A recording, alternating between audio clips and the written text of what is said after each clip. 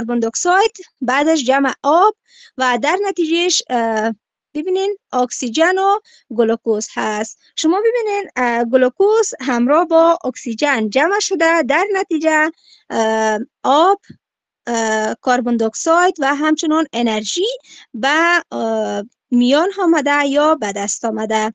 و دینی قسمت دیگه هم تنفس عجروی و عملیه فتوسنتز بر ما نشان داده که گلوکوز هست، چطور گلوکوز تولید میشه و همچنان اکسیژن چطور آزاد شده و خود ای هم یک درختک آورده اینجا که نبات هست و انرژی آفتاب است و همچنان کربن دی اکساید است و این طرفش هم گلوکوز هست، میتوکندریا هست و عملیه ترکیب زیایی هست. همه از اینا را بر ما واضح میسازه.